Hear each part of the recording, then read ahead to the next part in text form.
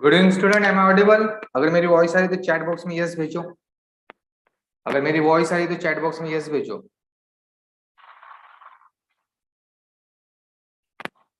आप Telegram channel पे भी भेज सकते हो यस, अगर आप लाइव हो तो। Okay, very good.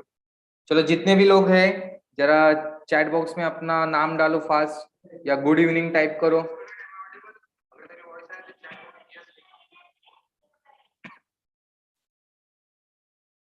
ओके, आज हम लोग सारे एडजस्टमेंट्स कवर करने वाले, सारे एडजस्टमेंट्स।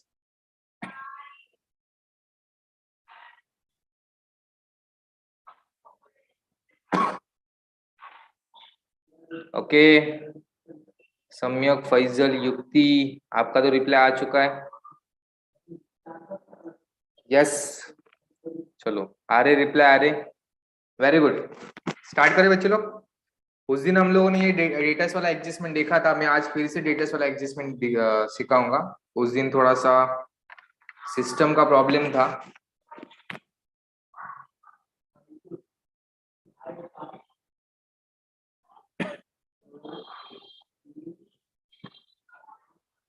ओके, चलो स्टार्ट कर रहा हूं मैं, ध्यान दो।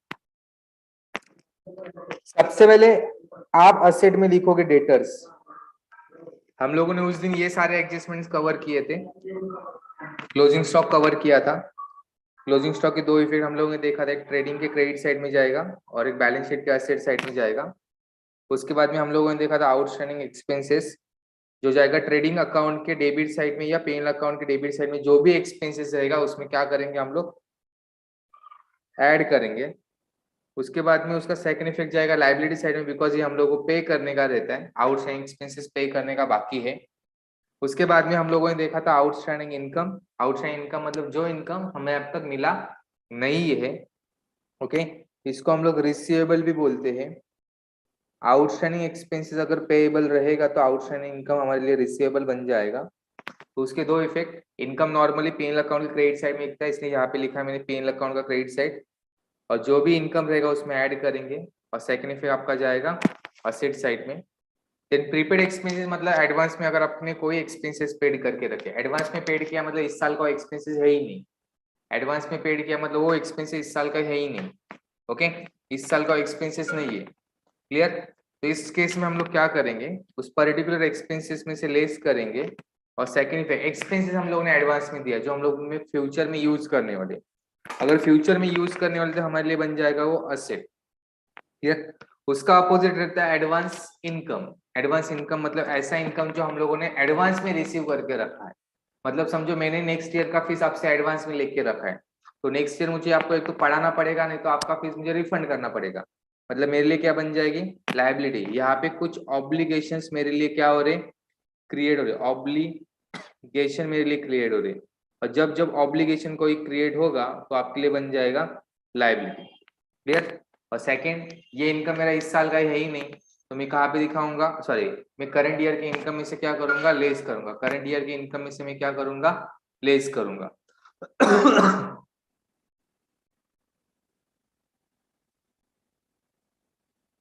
आगे बढ़ते हैं। जो इंपॉर्टेंट एडजस्टमेंट है हमारे लिए 12th स्टैंडर्ड में, इसके ऊपर कंफर्म एडजस्टमेंट आने ही वाला है बोर्ड के एग्जाम में। कंफर्म आएगा, 99% चांस है एग्जाम में आएगा, बोर्ड के एग्जाम में आने ही वाला है। 99% में चांस बोल रहा हूँ यहाँ पे आएगा। Okay, debtors. सबसे पहले आपको जो डेटर्स दिए वो लिखना है असेट साइड में, इनर में। इनर मतलब क्या बच्चे लोग, असेट में आप अमाउंट के दो कॉलम बनाओगे, एक रहेगा इनर, एक रहेगा आउटर, एक रहेगा इनर, एक रहेगा आउटर। तो इनर में आप लोगों को डेटर्स लिखना है। देन उस डेटर में सबसे पहले ऐड करोगे बिल्स रिसीवेबल डिसऑनर्ड, कोई रहेगा तो ऐड करोगे। डिसऑनर्ड मतलब कैंसिल होना, कोई भी बिल्स रिसीवेबल अगर डिसऑनर्ड हुआ रहेगा तो क्या करोगे, ऐड करोगे। क्लियर? तो क्या करेंगे, ऐड करेंगे। उसके बाद में हम लोग ऐड करेंगे अनरिकॉर्डेड सेल्स। क्या ऐड करेंगे, अनरिकॉर्डेड सेल्स। उस अनरिकॉर्डेड सेल्स को ऐड करेंगे। ये ऐड वाला जो भी आइटम है वो आगे पीछे चलेगा, पहले अनरिकॉर्डेड सेल्स को ऐड करो, फिर बिल्स रिसीवेबल डिसऑनर्ड को ऐड करो, चलेगा, कुछ प्रॉब्लम नहीं है। अनरिकॉर्डेड सेल्स को आप ऐड करोगे या बिल सीसीएल को ऐड करोगे पहले, कुछ प्रॉब्लम नहीं है। क्लियर, आगे पीछे चलेगा। बट लेस वाले आइटम का आप लोगों को सीक्वेंस फॉलो करना जरूरी है। जो भी लेस वाले आइटम है उनका सीक्वेंस फॉलो करना जरूरी है। जैसे लेस में सबसे पहले आप लेस करोगे बैड डेट्स। ये बैड डेट्स कौन से रहेंगे? जो एडजस्टमेंट में से आप लोगे, that is new bad debts. Adjustment में जो दिया जाता है आपके न्यू बैड डेट्स रहेंगे। फिर जो आएगा उसमें से आप लेस करोगे आरडीडी, जो एडजस्टमेंट में दिया जाएगा। ओके, नॉर्मली ये परसेंटेज में दिया जाता है, ये न्यू आरडीडी जो नॉर्मली परसेंटेज में दिया जाता है। ऐसा जरूरी नहीं क्वेश्चन में हमेशा परसेंटेज में आएगा, अमाउंट में भी आ सकता है। तो लेस करेंगे, उसके बाद में जो अमाउंट आएगा, ओके, आरडीडी किसके ऊपर चार्ज करोगे? इस अमाउंट के ऊपर चार्ज करोगे।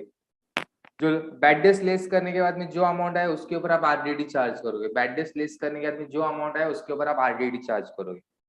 देन आरडीडी लेस होने के बाद में अगर क्वेश्चन में प्रोविजन फॉर डेप्रिसिएशन आप लोग, sorry, provision for discount on debtors दिया है, provision for discount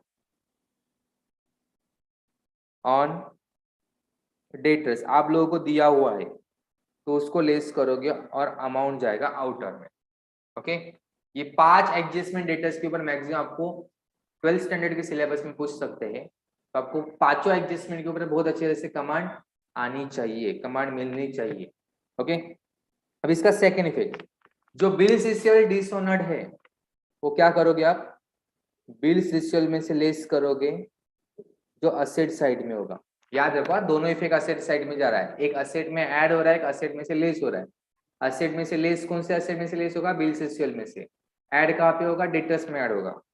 then unrecorded sales जो है वो सेल्स में करोगे आप ऐड, जो रहता है ट्रेडिंग अकाउंट के क्रेडिट साइड में। कहाँ पे होगा? ट्रेडिंग अकाउंट के क्रेडिट साइड में। और जो बैड डेब्ट्स है वो दिखेगा प्रॉफिट एंड लॉस अकाउंट के डेबिट साइड में। जो बैड डेब्ट्स रहेंगे, जो बैड डेब्ट्स रहेंगे, कौन से वाले बैड डेब्ट्स? ओल्ड वाले बैड डेब्ट्स। उसमें क्या करोगे आप? ये ऐड करोगे। सबसे पहले प्रॉफिट एंड लॉस अकाउंट में लिखना है ओल्ड बैड डेब्ट्स। उस ओल्ड बैड डेब्ट्स में आपको क्या करना है? प्रॉफिट एंड लॉस अकाउंट का debit balance, profit and loss account के डेबिट बैलेंस, डेबिट साइड में सबसे पहले ओल्ड बैड डेब्ट्स लिखोगे।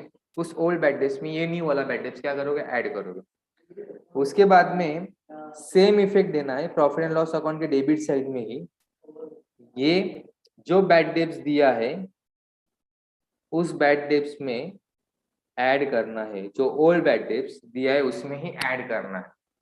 जो ओल्ड बैड डेब्ट्स दिए है उसमें ही ऐड करना है। जो ओल्ड बैड डेब्ट्स दिया है उसमें ही ऐड करना है। 2 मिनट बच्चे लोग।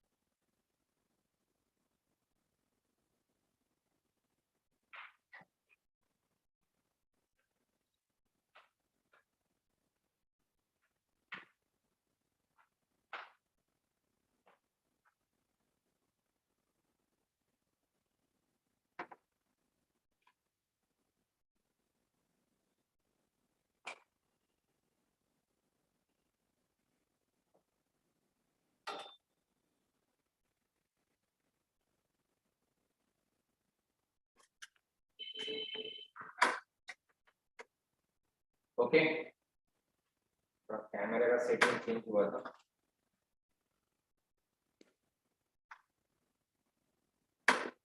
Yes, okay. अभी provision for discount on debtors, इसका भी डायरेक्ट इफेक्ट आपको प्रॉफिट एंड लॉस अकाउंट के डेबिट साइड में। तो तो अब इजी मैनर में कैसे याद कर रहे हो, जो डेटर्स में से सारे आइटम लेस हो रहे हैं वो प्रॉफिट एंड लॉस अकाउंट के डेबिट साइड में दिख रहा है। जो डेटर्स में से आइटम लेस हो रहे हो सारे के सारे आपको प्रॉफिट एंड लॉस अकाउंट के डेबिट साइड में ही लिखना है, प्रॉफिट एंड लॉस अकाउंट के डेबिट साइड में ही लिखना है। ओके, ये एडजस्टमेंट क्लियर है सबको? अभी डेटर्स वाला पॉइंट क्लियर है क्या? अगर क्लियर होगा तो चैट बॉक्स में भेजो यस। अगर डेटर्स वाला पॉइंट क्लियर होगा तो चैट बॉक्स में भेजो यस, या आप टेलीग्राम पे भी भेज सकते हो मैसेज मुझे।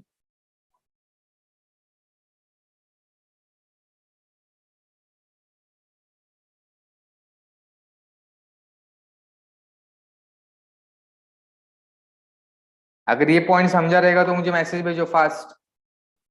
चलो आगे बढ़े। अभी हम लोगों ने बिल्स रिसीवेबल डिसऑनर्ड ऊपर देख लिया ऑलरेडी। अभी हम लोग देखेंगे बिल्स पेएबल डिसऑनर्ड। अगर in case bills payable dishonoured हो चुका है, कभी कभी क्वेश्चन में दिया जाता है बिल्स पेएबल डिसऑनर्ड, तो उस केस में क्या करना है? कुछ नहीं, फर्स्ट इफेक्ट जो रहेगा, फर्स्ट इफेक्ट जो रहेगा आपका वो बिल्स पेएबल में से क्या करना है? लेस करना है। जो कहाँ पे दिखाया जाएगा? लायबिलिटी साइड में दिखाया जाएगा। बिल्स पेएबल बोला तो लायबिलिटी, लायबिलिटी अपना कैंसिल हो गया, बट आपको सेकंड इफेक्ट क्या करना पड़ेगा? क्रेडिटर्स में ऐड करना पड़ेगा, जो कहाँ पे रहेगा? लायबिलिटी साइड में। अगर आप लोगों ने बिल्स ऑफ एक्सचेंज चैप्टर किया रहेगा, अभी रिवीजन चालू है तो उम्मीद है आप लोगों ने पहले ही किया रहेगा बिल्स ऑफ एक्सचेंज चैप्टर। तो बिल्स ऑफ एक्सचेंज चैप्टर में क्या था? जब डिसऑनर्ड होता है बिल, जब बिल डिसऑनर्ड होता है उस केस में ड्रॉवी के बुक में एंट्री क्या करते थे हम लोग? याद है? Bills payable account debit to drawer account. Drawer मतलब क्रेडिटर अकाउंट, बरोबर?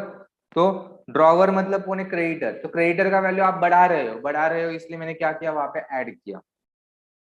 जैसे अनरिकॉर्डेड सेल्स हम लोगों ने ऊपर देखा, डेटर्स के एडजस्टमेंट के साइड टाइम में हम लोगों ने क्या देखा? अनरिकॉर्डेड सेल्स दिखा, बरोबर? वैसे हम लोगों को अभी अनरिकॉर्डेड परचेस भी देखना है। अनरिकॉर्डेड परचेस, अभी अनरिकॉर्डेड परचेस का एंट्री फर्स्ट परचेस में करो ऐड, ऐड इन परचेस। और सेकेंड इफेक्ट क्रेडिटर्स में करो ऐड, बिकॉज परचेस तो हम लोग सप्लायर से करेंगे, सप्लायर मतलब क्रेडिटर, इसलिए क्रेडिटर में हम लोग क्या कर रहे हैं? ऐड कर रहे हैं। क्लियर? अभी परचेस कहाँ पे रहेगा? ट्रेडिंग अकाउंट के डेबिट साइड में रहेगा, बरोबर? ट्रेडिंग अकाउंट के डेबिट साइड में। और क्रेडिटर कहाँ पे रहेगा? लायबिलिटी साइड में। ये हम लोगों को पता ही है। अभी सेल्स और परचेस का शॉर्टकट याद रखने का रहेगा, तो सेल्स के लिए शॉर्टकट यूज करो SD, अनरिकॉर्डेड सेल्स के लिए शॉर्टकट यूज करो SD, ओके? और अनरिकॉर्डेड परचेस के लिए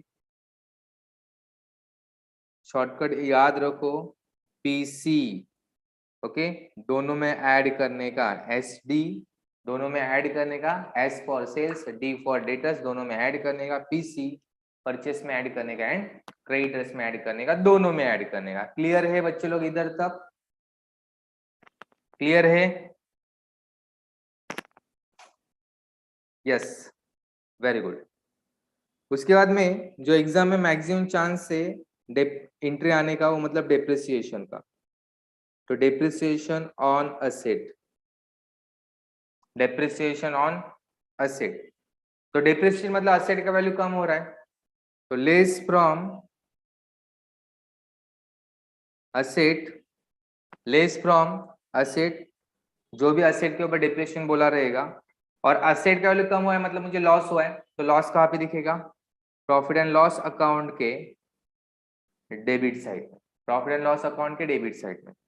अभी डेप्रिसिएशन का अपोजिट होता है अप्रिसिएशन ऑफ असेट। असेट का वैल्यू बढ़ना, that is increase in asset भी बोल सकते हो आप इसको, इंक्रीज इन असेट भी बोल सकते हो। तो ऐड इन असेट, असेट में ऐड हुआ, असेट में ऐड हुआ, आपको प्रॉफिट हुआ, तो प्रॉफिट कहाँ पे दिखेगा? प्रॉफिट एंड लॉस अकाउंट के क्रेडिट साइड में। प्रॉफिट एंड लॉस अकाउंट के कहाँ पे दिखेगा? क्रेडिट साइड में दिखेगा। डेप्रिसिएशन के बदले में कभी कभी रिड्यूस वर्ड यूज करते हैं, decrease in asset word use करते हैं। अभी जब डेप्रिसिएशन ये वर्ड यूज किया जाएगा तो उसका मतलब डेप्रिसिएशन ही है। कभी कभी क्वेश्चन में दिया जाता है अंडर वैल्यूएशन। क्या दिया जाता है? Under valuation. अभी अंडर वैल्यूएशन ये टर्मिनोलॉजी रीड करने के बाद में बच्चे लोगों को लगता है अंडर वैल्यूएशन मतलब डेप्रिसिएशन है। इसका मतलब ऐसा नहीं है, वहां पे वर्ड यूज किया जाता है asset found under valued bye 5%, 10%। इसका मतलब क्या है कि वो असेट का ऑलरेडी वैल्यू कम दिखाया गया है। अंडर वैल्यूएशन वाला जब कंसेप्ट आएगा तो याद रखो, इसका मतलब है वो असेट ऑलरेडी आपको कम दिखाया गया है, तो आपको असेट में क्या करना पड़ेगा, उसको ऐड करना पड़ेगा, मतलब इसके जैसा सिमिलर ट्रीटमेंट देना पड़ेगा। बट जब कंसेप्ट ओवर वैल्यूएशन का आएगा, मतलब असेट को ऑलरेडी ज्यादा करके दिखाया है, तो उसके लिए ये वाला ट्रीटमेंट दिखे। मतलब असेट को ऑलरेडी ज्यादा करके दिखाया है तो उसको ओरिजिनल वैल्यू तक लाने के लिए मुझे क्या करना पड़ेगा, उसमें से जो इंक्रीज वाला पार्ट है मुझे क्या करना पड़ेगा, लेस करना पड़ेगा। तो उधर हम लोग को डेप्रिसिएशन वाला ट्रीटमेंट देना है। अच्छी तरह से समझ के लो, थोड़ा भी गड़बड़ मत करना, थोड़ा भी गड़बड़ मत करना, बहुत इजी पार्ट है। अच्छी तरह से समझ के लो, अच्छी तरह से इसका प्रैक्टिस करो, कोई भी एडजस्टमेंट मिस मत करना। मैंने ऑलरेडी एडजस्टमेंट्स के ऊपर डीपली लेक्चर डाला है, कम से कम वहां पे मैंने 1 घंटा लेक्चर लिया है शायद डेप्रिसिएशन एडजस्टमेंट का, 2 वीडियोस में उसको डिवाइड करके रखा है। अच्छी तरह से देख लो, कुछ भी डाउट रहेगा एडजस्टमेंट का वो वीडियो देखने के बाद में क्लियर हो जाएगा। मैं जैसे सीए फाउंडेशन सीएमए फाउंडेशन के बच्चे लोगों को पढ़ाता उस टाइप से वो एडजस्टमेंट्स पढ़ाए हैं। उधर उनको जनरल एंट्री के हिसाब से पढ़ाया जाता है, जनरल एंट्री को पहले एक्सप्लेन किया है, उसके बाद में एडजस्टमेंट को एक्सप्लेन किया है बहुत अच्छी तरह से। बहुत लोगों को लगता है कि एडजस्टमेंट मतलब याद करना है हम लोगों को। बच्चों लोग एडजस्टमेंट याद नहीं करना है, एडजस्टमेंट जनरल एंट्री के वजह से होता है। तो हम लोगों ने बचपन में 11th स्टैंडर्ड में एक चैप्टर पढ़ा था, याद है क्या, एरर रेक्टिफिकेशन। उसी का ही एडजस्टमेंट रहता है। एडजस्टमेंट मतलब क्या रहता है, आइडेंटिफाई करो इसने ये एंट्री नहीं किया है, मतलब डेप्रिसिएशन का एंट्री नहीं किया है तो हम लोग को डेप्रिसिएशन का एंट्री करना है। तो डेप्रिसिएशन का जनरल एंट्री क्या होता है, depreciation account debit to asset या profit and loss account debit to asset, बरोबर। तो प्रॉफिट एंड लॉस अकाउंट को डेबिट करो, असेट को क्रेडिट किया मतलब असेट का वैल्यू कम करना है, बरोबर। ये सिर्फ लॉजिक है। हम लोग क्या करते हैं, एडजस्टमेंट को याद करते हैं। एडजस्टमेंट को याद करने की जरूरत नहीं है। अगर आपको बेसिक जनरल एंट्री भी आता है तो कंसेप्ट समझने के बाद में आप खुद होके कोई भी एडजस्टमेंट सॉल्व कर सकते हो, खुद होके कोई भी एडजस्टमेंट सॉल्व कर सकते हो। क्लियर, समझ रहा है। हम लोग एडजस्टमेंट को याद करने की कोशिश करते, याद नहीं रखना है, समझ के लेना है। अगर समझोगे कोई भी कंसेप्ट को तो कभी भी नहीं भूलोगे। याद रखो, समझो अच्छी तरह से तो याद रखने की जरूरत नहीं पड़ेगी, समझोगे तो याद रखने की जरूरत नहीं पड़ेगी। ओके, मैं हमेशा बोलता हूँ बच्चे लोगों को कंसेप्ट समझने की कोशिश करो। कंसेप्ट अगर अच्छे से समझा तो आप एग्जाम में कोई भी टाइप का एडजस्टमेंट इजीली सॉल्व कर सकते हो। तो यहाँ पे जो मेन मेन फाइनल अकाउंट के एडजस्टमेंट्स वो सारे कवर हो चुके हैं। अगर आप लोगों को एडिशनल एडजस्टमेंट चाहिए तो चैट बॉक्स ओपन है, आप चैट बॉक्स में मुझे पूछ सकते हो। मैं देख रहा हूँ चैट बॉक्स, आप पूछ सकते हो मुझे चैट बॉक्स में। जो यूट्यूब लाइव पे है अभी वो चैट बॉक्स में मुझे क्वेश्चन पूछ सकते हैं। यूट्यूब लाइव का यही फायदा है।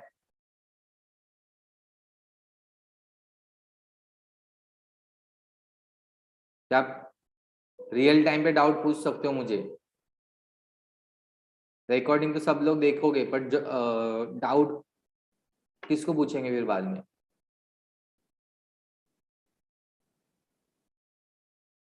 अगर वीडियो पसंद आ रहा है तो लाइक करो, और चैनल को सब्सक्राइब नहीं किया रहेगा तो सब्सक्राइब भी करो।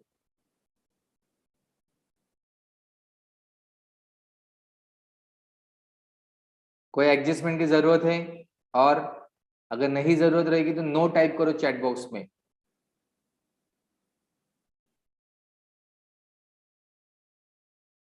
तो मैं फाइनल अकाउंट का स्टडी पैटर्न आपके साथ डिस्कस करूंगा कि कम से कम टाइम में फाइनल अकाउंट कैसा खत्म करोगे। हर चैप्टर के बाद मैं बताऊंगा कि उस चैप्टर का स्टडी कैसे करना है।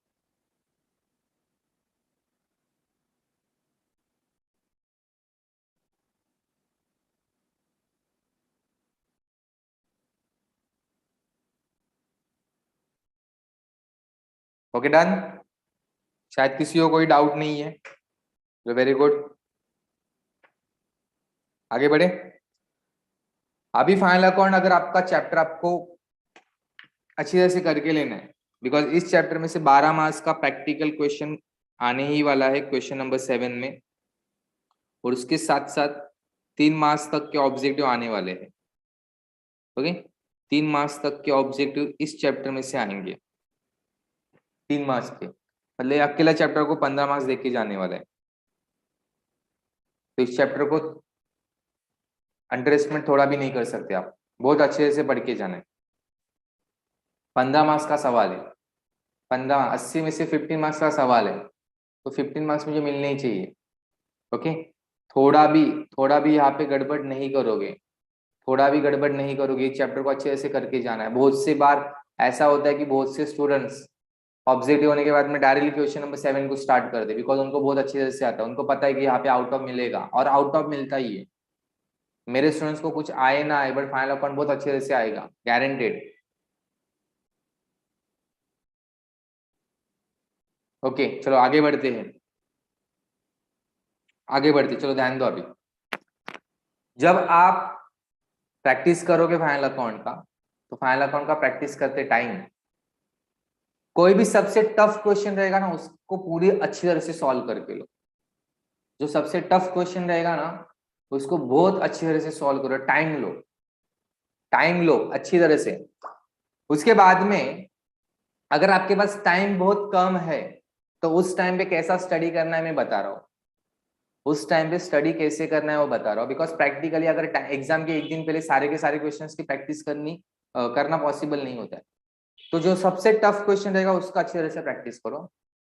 देन समझो क्वेश्चन नंबर 1 ही सबसे टफ है, ऐसा एज्यूम करो, होता नहीं है, कोई भी क्वेश्चन एक्चुअली टफ होता नहीं है, बट आपको लग रहा है ये टफ है, थोड़ा लेंदी है, तो उसका सबसे पहले प्रैक्टिस करो। उसके बाद में सेकेंड क्वेश्चन जब करोगे तो पूरी तरह से सॉल्व मत करो। हर टाइम जब आप नया क्वेश्चन लेते तो वहां पे ओनली 10% to 20% पार्ट ही नया होता है। तो सिर्फ उस क्वेश्चन का 10 to 20% पार्ट ही देखना जो नया है, और उसको टिक करते जाओ जो नया है।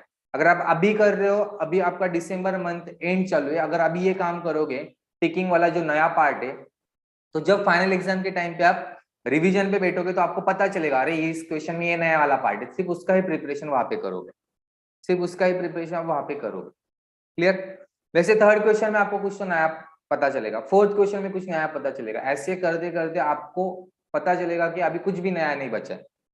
तो सिर्फ जितना नया पार्ट है उसका ही आप प्रैक्टिस करोगे, देखोगे कि कैसा उसका पोस्टिंग किया है। पोस्टिंग को भी देखना है और एडजस्टमेंट को भी देखना है, मतलब ट्रायल बैलेंस के कंटेंट को भी देखना है और एडजस्टमेंट को भी देखना है। ओके, एडजस्टमेंट का डेबिट का सेकंड इफेक्ट क्रेडिट में जाएगा, क्रेडिट का सेकंड इफेक्ट डेबिट में जाएगा। ये बेसिक रूल को याद रखो, तो भी आप बहुत कुछ कर सकते हो।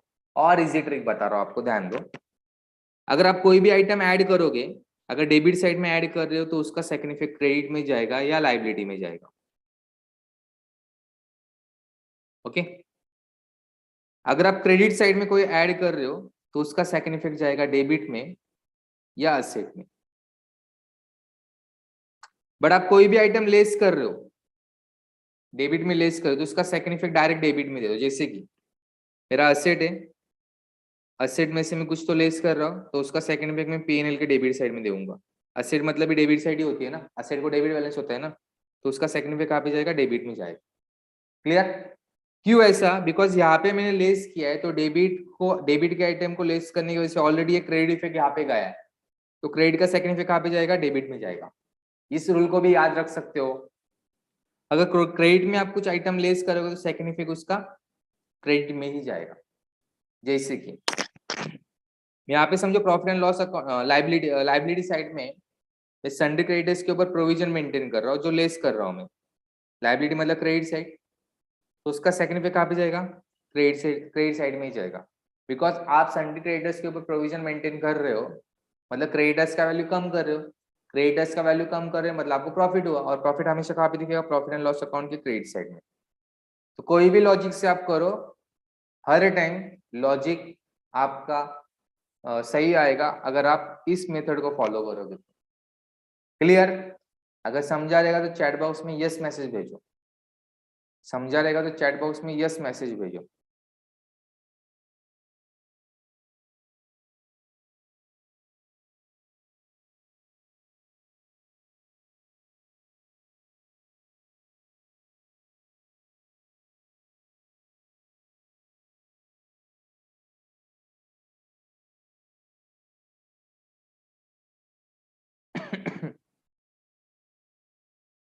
समझा रहेगा तो चैट बॉक्स में यस मैसेज भेजो।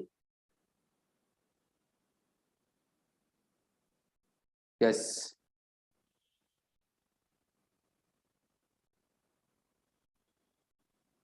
Very good. चलो आगे बढ़े। आरती जोशीलकर, कोई एडजस्टमेंट में डाउट है आपको तो आप पूछ सकते हो। कोई एडजस्टमेंट में डाउट है क्या? कोई एडजस्टमेंट के एक्सप्लेनेशन की जरूरत है? अगर होगी तो बताओ, नहीं तो नो टाइप करो।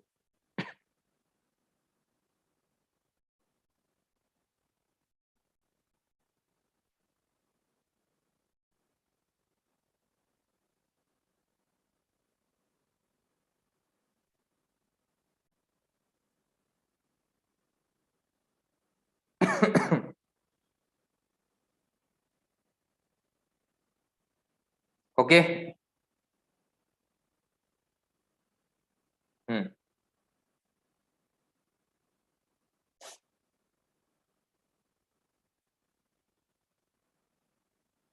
चलो। हाँ, एडजस्टमेंट का प्रिपरेशन करते करते टाइम हिडन एडजस्टमेंट के ऊपर भी ध्यान देना है। हिडन एडजस्टमेंट के ऊपर भी ध्यान देना है। इस चैप्टर में बच्चे लोग बेसिक मिस्टेक क्या करके आते हैं, लिखते हैं ऐड बट करते हैं लेस। जैसे कि मैंने यहाँ पे लिखा है सैलरी टू सैलरी लिखा है, और ऐड आउटस्टैंडिंग सैलरी ऐसा लिखा हुआ है मैंने। समझो सैलरी है 1800 और आउटस्टैंडिंग है 300, तो आउटर में जाना चाहिए 2100। बट बच्चे लोग करके क्या आते हैं, 1800 ऐड लिखा है आउटस्टैंडिंग, लिखा है आउटस्टैंडिंग ऐड, बट करके आते हैं लेस। क्लियर? बहुत से नमूने रहते हैं जो असेट साइड में भी टू और बाय यूज करते हैं। असेट साइड में भी टू और बाय यूज करते हैं। असेट साइड में डेबिट एंड क्रेडिट लिख के आते हैं। मतलब अकाउंट थोड़ी है, फाइनेंशियल स्टेटमेंट है। स्टेटमेंट के ऊपर कभी भी डेबिट और क्रेडिट नहीं आता है। स्टेटमेंट के ऊपर कभी भी डेबिट एंड क्रेडिट नहीं आता है। ओके। बहुत सी बार स्टूडेंट क्या करते हैं, घाई घाई में क्या करके एक फालतू मिस्टेक करके आते हैं। सब करते करके आते हैं, बट क्लोजिंग स्टॉक का ट्रीटमेंट ही नहीं देते। उनको लगता है कि ट्रायल बैलेंस हो गया, एडजस्टमेंट हो गया, सब हो गया, बट क्लोजिंग स्टॉक के ऊपर ध्यान नहीं देते और क्लोजिंग स्टॉक का ट्रीटमेंट ही नहीं करते, और उसकी वजह से उनका मार्क्स जाता है। आपने क्लोजिंग स्टॉक नहीं लिखा इसलिए आपका क्लोजिंग स्टॉक का तो मार्क्स गया है। उसके साथ साथ आपका जीपी रॉन्ग आएगा। जीपी रॉन्ग आने की वजह से आपका एनपी रॉन्ग आएगा। एनपी रॉन्ग आएगा तो प्रॉफिट रॉन्ग डिस्ट्रीब्यूट होगा। कैपिटल का अमाउंट रॉन्ग आएगा। कैपिटल का अमाउंट रॉन्ग आएगा तो आपका टैली अमाउंट रॉन्ग आएगा। एक क्लोजिंग स्टॉक ना लिखने की वजह से क्या क्या आपका रॉन्ग हुआ है आप ही सोचो। इसलिए अच्छी तरह से देखो। सबसे ज्यादा तकलीफ तब होता है कि आपका बैलेंस शीट टैली नहीं हो रहा है, और बैलेंस शीट टैली नहीं हो रहा तो आप लोगों को एरर ढूंढना पड़ता है कि आपका एक्चुअली मिस्टेक कहाँ पे हुआ है, और वो सबसे ज्यादा टाइम लेता है। तो कभी कभी ऐसा लगता है कि वो एरर ढूंढने से अच्छा नया वाला सॉल्व करे, वो अच्छा है। नया वाला सॉल्व करे वो अच्छा है। इसलिए कैलकुलेशन को 2 बार चेक करो, अच्छी तरह से कैलकुलेशन को 2 बार चेक करो। परसेंटेज प्रॉपरली कैलकुलेट करो। जैसे कि 1%, 2%, 3%, 5%, 7.5%, उसके साथ साथ 10%, 12.5%, 20%, ये सारे परसेंटेज की अच्छे तरह से प्रैक्टिस करो। अभी अगर परसेंटेज में आप लोगों को कुछ प्रॉब्लम रहेगा तो मैं आपको बताता हूँ कि परसेंटेज कैलकुलेट कैसे करते हैं। जैसे मुझे समझो 1200 के ऊपर 1% पूछा है, तो 1%, दो दो जीरो कट किए तो 120 इंटू 1 आया 120। अभी 12,000 के ऊपर 12,000 के ऊपर मुझे 2% पूछा है, तो 2%, दो दो जीरो कट किए 120 इंटू 2, 240। उसके बाद में एंड में आपको इजी ट्रिक भी बताऊंगा। अभी मुझे समझो 12,000 के ऊपर 3% पूछा, तो 3/100, दो दो जीरो कट 240, सॉरी 360। उसके बाद में 12,000 के ऊपर मुझे 5% पूछा है, तो 5/100, दो दो जीरो कट 120 इंटू 5, 600। अभी 12,000 के ऊपर मुझे 10% पूछा है, तो कितना होगा ये 1,200, बरोबर। अभी मुझे 12,000 के ऊपर 20% पूछा है, ओके, कितना हो गया ये 2,400। कैसे, एक एक जीरो कट किया 1,200 इंटू 2। अभी 12,000 के ऊपर मुझे 7.5% पूछा है, तो 7.5% मतलब अपॉन 100, तो मैंने ये पॉइंट हटाया, ये पॉइंट हटाया और नीचे एक जीरो बढ़ा दिया। अभी ये 3 जीरो कट कर दिए, तो 12 इंटू 75 मैंने किया, तो 12 5 60, 0 6 कैरी, 12 7 84, 84 एंड 6 90, तो आया कितना आंसर 900। अभी 12,000 इंटू 12.5%, अभी पॉइंट एक डिजिट के बाद में, तो पॉइंट हटाया और एक जीरो नीचे बढ़ाया और 3 जीरो मैंने कैंसिल किए। 125 इंटू 12, 12 5 60, 0 6 कैरी, 12 इंटू 12 1400 और 6 1500। आप एक एक करके भी सॉल्व कर सकते हो। अभी इजी ट्रिक में यहाँ पे बता रहा हूँ। जब आपको 1% बोला रहेगा तो 2 जीरो को कैंसिल करो, जैसे मैंने यहाँ पे 2 जीरो को कैंसिल किया 120, जो भी डिजिट दिया रहेगा उसमें से 2 जीरो कैंसिल करो। आप बोलोगे सर अभी हम लोगों को समझो जीरो ही एक ही दिया है, जैसे 1250, इसका मुझे 1% पूछा, अभी जीरो एक दिया है मुझे, कुछ नहीं करने का, दो डिजिट के बाद में पॉइंट दे दो, जीरो पकड़ के जो दो डिजिट आएंगे उसके बाद में पॉइंट दो, तो आपका आंसर कितना आएगा 12.5। अभी आपको 2% बोला रहेगा तो 2 जीरो कट करो और वैल्यू को डबल करो, जैसे कि 120 मतलब 1% है, वैल्यू को डबल किया तो कितना हो गया 240। 3% बोला रहेगा तो वैल्यू को ट्रिपल करने का। अभी 5% निकाल दे टाइम, वैल्यू को 5 टाइम मत करो, वैल्यू को 5 टाइम मत करो, सबसे पहले 10% निकालने का ट्रिक सीखो। 10% मतलब एक जीरो कम करने का, जैसे 12,000 का 10% मतलब एक जीरो कम किया तो 1,200 आया, तो 5% मतलब उसका आधा ना, तो 1200 का आधा कितना हो गया 600। ये फास्ट कैलकुलेशन के लिए बता रहा हूं मैं। अभी समझो मुझे 20% बोला रहेगा तो 10% के लिए हम लोग एक जीरो कम करते, 20% मतलब डबल, तो उसका डबल कितना हो गया 2400।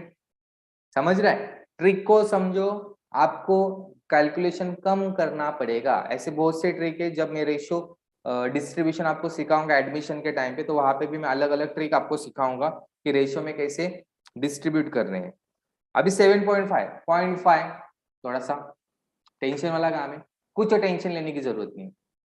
हम लोगों को 5% निकालने को आता है, 5% निकालने को आता है। 5% कैसे सिखाया, 10% का आधा 5% होता है, जैसे कि इस 1200 का 5% कितना आया 10% मतलब 1200 और 5% मतलब उसका आधा कितना हो गया 600, तो 7.5% मतलब 5 + 2.5 ना।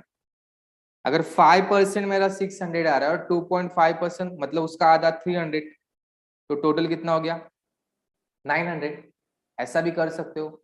अभी 12.5% पूछा है, तो 12.5% में क्या करूँ, मुझे 10% तो पता है 1200 और 2.5% निकालने का मैंने ट्रिक सिखाया, उसमें ऐड करो तो हुआ कितना है 1500। समझा थोड़ा थोड़ा? अगर थोड़ा थोड़ा समझा रहेगा तो चैट बॉक्स में टाइप करो क्लियर। समझा रहेगा तो चैट बॉक्स में टाइप करो क्लियर।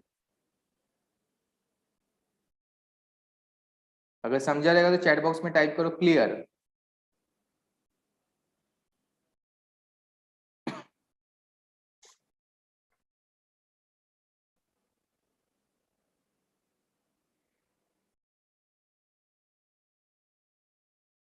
बच्चों रिप्लाई दो। यस वेरी गुड, गिने चुने बच्चों लोगों का सिर्फ रिप्लाई आ रहा है। Yes very good. अभी स्पेसिफिक डाउट कुछ फाइनल अकाउंट में है क्या? बिकॉज इस फाइनल अकाउंट का लास्ट लेक्चर होने वाला है, अगर कुछ डाउट रहेगा तो पूछो मुझे, तो मैं क्लियर करता हूँ। आप टेलीग्राम पे भी पूछ सकते हो मुझे, मैं टेलीग्राम पे भी ऑनलाइन ही हूँ, आप पूछ सकते हो मुझे। बिकॉज कंसेप्ट जितने कवर करने के थे उतने कंसेप्ट मैंने कवर कर लिए यहाँ पे। हाँ अभी एक सिर्फ एक चीज के ऊपर ध्यान देना, अगर आपको इंटरेस्ट ऑन ड्राइंग पूछा है, इंटरेस्ट ऑन ड्राइंग, ओके, बोला है 5% interest on drawing, but drawing का कुछ डेट वगैरह पता नहीं है, तो स्टैंडर्ड रूल है ड्राइंग के ऊपर हमेशा 6 महीने का इंटरेस्ट चार्ज करने का, अगर आपको डेट वगैरह कुछ दिया नहीं है तो। ड्राइंग के ऊपर कितने महीने का इंटरेस्ट चार्ज करने का, 6 महीने का इंटरेस्ट चार्ज करना है, 6 मंथ्स का इंटरेस्ट चार्ज करने का। अगर ड्राइंग के बारे में कुछ डिटेली बोला नहीं है, डेट बोला नहीं है, आपको जस्ट बोला कि 5% इंटरेस्ट चार्ज करो ड्राइंग के ऊपर, अगर ऐसा बोला तो 6 महीने का आप लोगों को इंटरेस्ट चार्ज करना है, 6 महीने का आप लोगों को इंटरेस्ट चार्ज करना है। क्लियर? पक्का बच्चे लोग?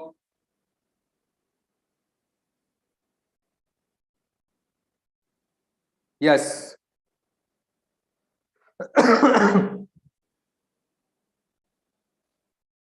ये आप लोगों ने 11th स्टैंडर्ड में ऑलरेडी पढ़ा रहेगा, सिंगल एंट्री में भी आपको आता था 11th स्टैंडर्ड में।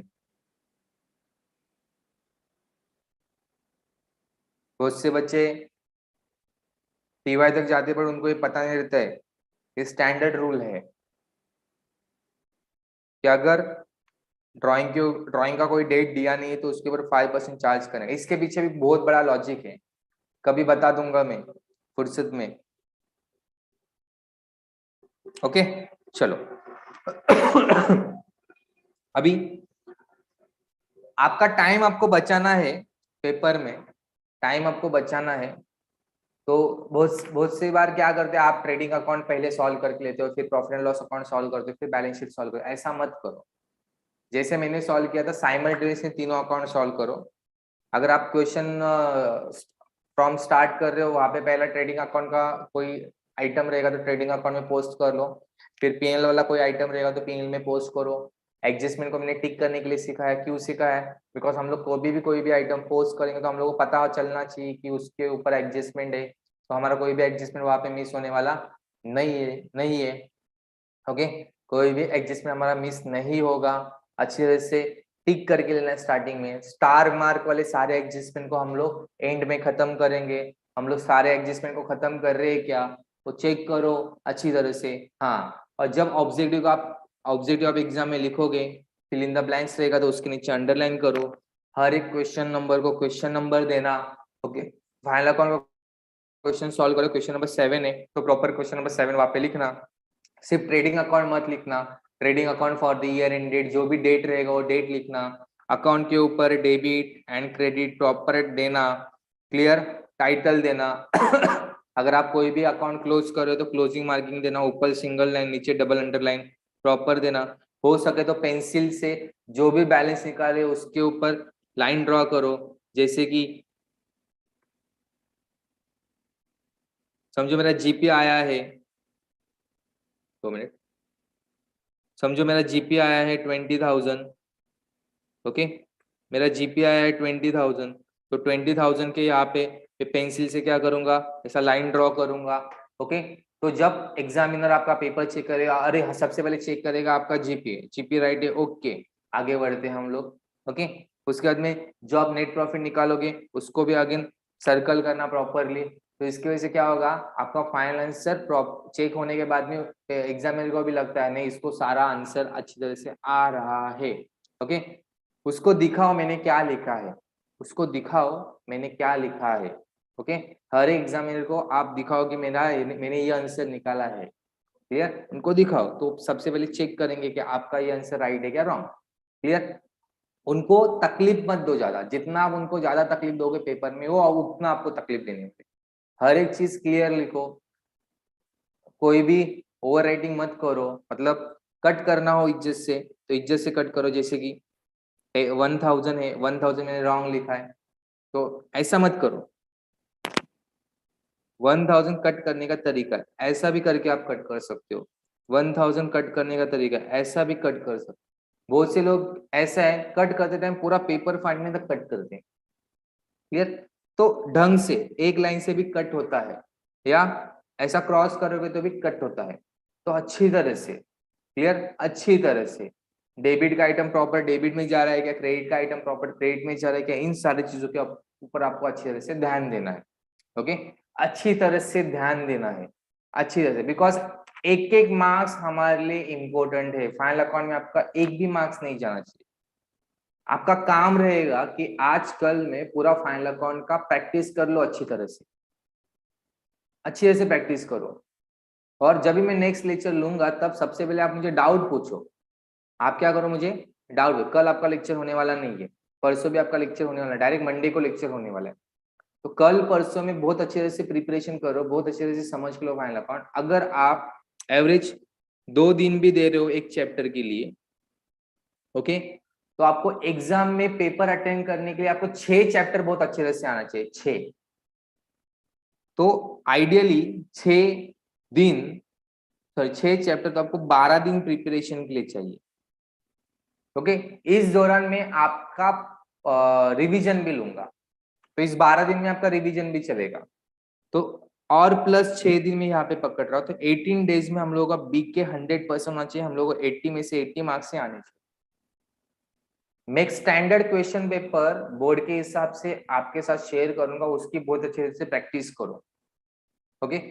उसका लिंक मैं दे दूंगा, आप डाउनलोड करो या अपने क्लास का ऐप डाउनलोड कर लेना, उसमें मैं क्वेश्चन पेपर शेयर कर दूंगा, ओके। क्लास का ऐप क्या क्या है, तो मैं आपका क्लास के ऐप का नाम मैं टेलीग्राम के चैनल में आप भेज दूंगा या उसका लिंक शेयर करूंगा, वो डाउनलोड करो।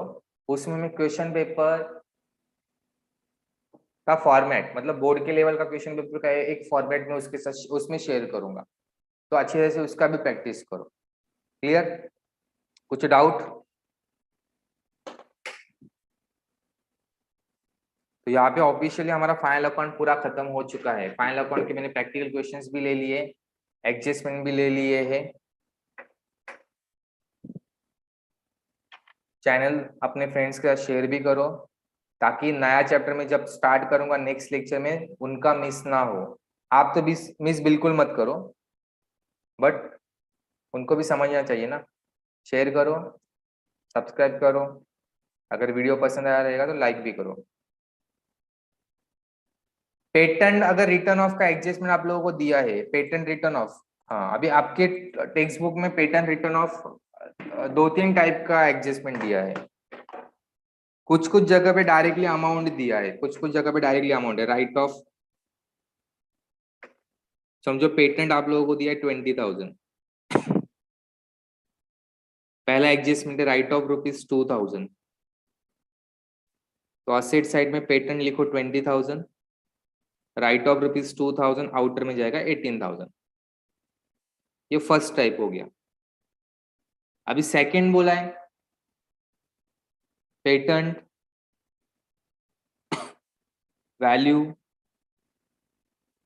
लेस, मतलब पेटेंट का भी कुछ वैल्यू नहीं है, तो 20,000 का समझो पेटेंट है, तो पूरा का पूरा पेटेंट आप 20,000 लेस करो, आउटर में जाएगा 0। पेटेंट वैल्यू लेस मतलब पेटेंट का वैल्यू कर दो लेस। क्लियर? मतलब पूरा का पूरा पेटेंट क्या करो, लेस करो। थर्ड, एक जगह पे आपको एडजस्टमेंट ऐसा है 1/8 of the patent right of, patent right of. अभी समझो 20,000, ये सेकंड नंबर था, समझो 20,000 पेटेंट है, तो 20,000 का 1/8 कितना आएगा, 20,000 इंटू 1/8, तो 8 1 जा 8, 8 2 जा 16, 4 बचा 5 जा, तो 2,500, तो 2,500 लेस करो, आउटर में जाएगा 17,500। ये थर्ड टाइप का एडजस्टमेंट, मतलब फर्स्ट एडजस्टमेंट में स्पेसिफिक बोला रहेगा कि कितना लेस करना है, सेकेंड टाइप का एडजस्टमेंट में बोला रहेगा पूरा का पूरा लेस करो, थर्ड टाइप के एडजस्टमेंट में आपको कुछ सर्टेन प्रोपोर्शन बोला जाएगा, उसके हिसाब से लेस करना है। समझा आरती?